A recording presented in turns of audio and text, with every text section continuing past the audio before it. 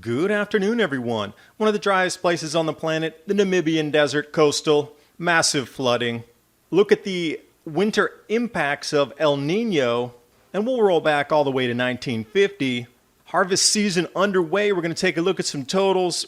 Argentina to actually overtake Australia for production due to Australia in the mega-drought. Oils, more green in the rising prices than there are declines. And a few of you had asked how to get onto the newsletter. Go to oilseedcrops.org, move the mouse around, stay there for about 10 or 15 seconds. This pop-up box will come up. Put your email right in there. Click subscribe, and you'll be signed up. I also have the backup channel on BitChute, Adapt 2030. You can go over there and subscribe, as well as Real.video, otherwise known as Brighton as well, Adapt 2030.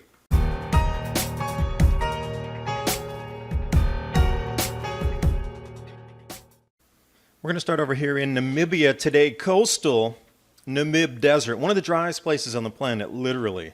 Skeleton coast, you wash up there, you don't come out. Pin on the map here, it's right at the very edge of where the dunes are, massive flooding. We've seen record cold in Windhoek, and also those massive snows across South Africa this year. But the magnificent Namibian river starts to flow after 80 years of drought.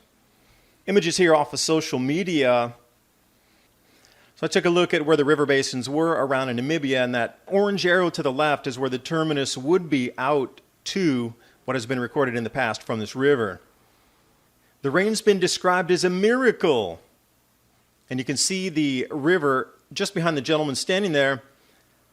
Went into flood stage, but they don't have a high water mark because it hasn't rained in so long. They can't remember where the old high water marks were on this. But taking a look at even the flood basins, we're starting to feel like the Okavango Delta.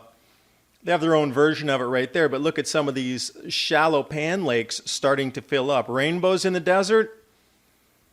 And we're absolutely seeing areas across the planet shifting their precipitation patterns. This is just another example. The grand solar minimum's in full play.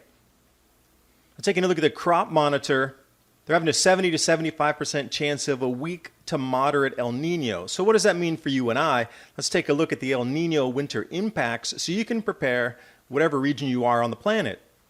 It's color-coded by the conditions you could expect, but I don't see anything in that same Namibian area of wetter conditions. This is such an outlier that it has to be related to something on these multi-century cycles, not something to do with an El Nino winter. As well as the entire year's worth of rain in Qatar, that doesn't fit this pattern either.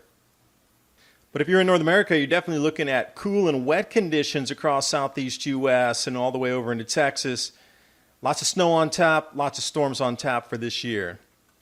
Back in time, all the way to 1950. But you can look and see during these decades prior to that it is cooler sometimes, it's warmer sometimes. Should do a little research in your local area. I'm predicting at least something in the 1970s or 1950s, so we'll be looking probably a little cooler along the East Coast, Southeast U.S. Now onto the grain production. We're in the harvest season. A lot of numbers coming out now, getting a good indication of where we're sitting globally with the grains. Interesting stories coming out, grain exports for this year. Ukraine Railways stated they are not able to deliver more than 3 to 3.5 tons per month.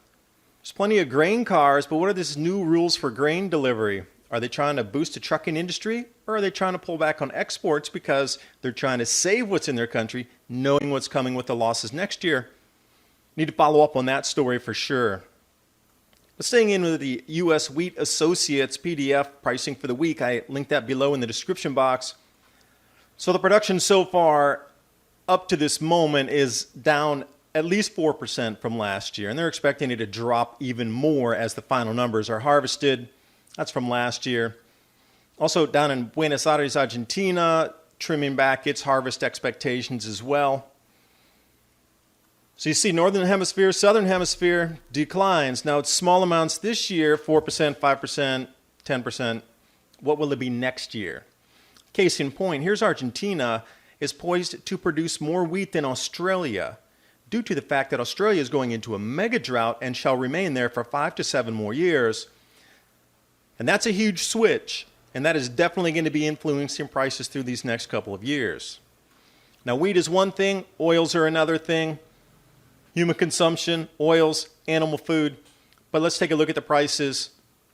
Metric tons in euros and dollars, and also by the country of exports. We got soybeans, rapeseed, otherwise known as canola, and then we have some sunflower. But notice all the soybean pricing up. We're supposed to be in record harvests, so I'm not really sure why this is continuing to go up. I know there's a lot of push and pull on the trade wars going across the planet at the moment. And you're looking at the price increases anywhere from what? 6 to 10% on just the soybeans. A couple up and downs there through the canola, and mainly down in the price on sunflower. Well, what's most interesting is when you start comparing the meal, like soya meal from the after crush of the soya beans, then we started getting in to the animal feed, which is costing more at the bottom there for the export FOB price for feed. So you could expect your chicken, eggs, pork, etc. prices to rise. I mean, look at this variation in the year-on-year pricing. Anywhere from 8 to 39% increases in those types of byproducts that are used further on in the agricultural chain. That's astounding.